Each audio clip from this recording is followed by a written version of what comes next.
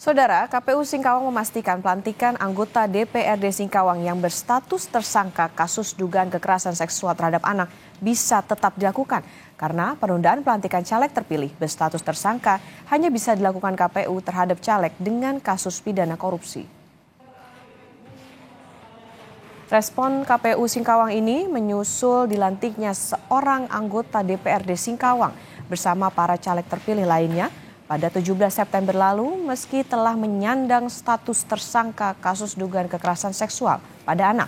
KPU Singkawang mengaku telah menyerahkan daftar nama caleg terpilih berdasarkan regulasi atau aturan yang berlaku sesuai PKPU nomor 6 tahun 2024 tentang penetapan calon terpilih, pelantikan caleg dengan status tersangka selain kasus dugaan korupsi tetap bisa dilakukan.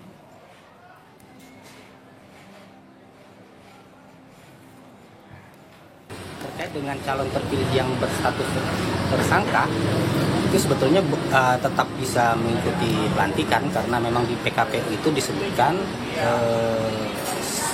itu terpidana yang kemudian itu setelah putusannya inkrah.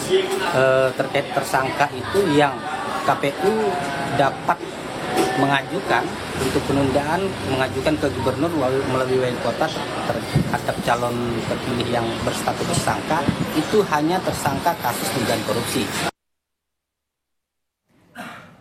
Sementara itu, menurut pengajar pemilu Fakultas Hukum UI, Titi Anggraini, menilai dalam hal seorang tersangka pencabulan yang dilantik menjadi anggota DPRD di Singkawang, Kalimantan Barat, partai harus bisa berkomitmen untuk memberi contoh moralitas dalam berpolitik.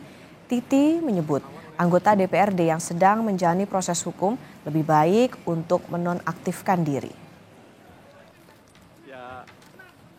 Tetapi dalam konteks bagaimana kita menyikapi perkara ini, tentu saja ada presumption of innocence, praduga tak bersalah. Tetapi dalam konteks etika dan moralitas, penting mengambil tindakan yang betul-betul melindungi rasa aman dan anak-anak kita. Nah, jadi sumbernya dari dua, Mbak Nitya. Pertama, dari si pribadi calon itu sendiri ya, untuk kemudian secara sadar penuh melakukan pengunduran diri atau setidak-tidaknya nonaktif sementara untuk mengikuti proses hukum secara betul-betul penuh. Yang kedua, dari partai politik yang mengusung.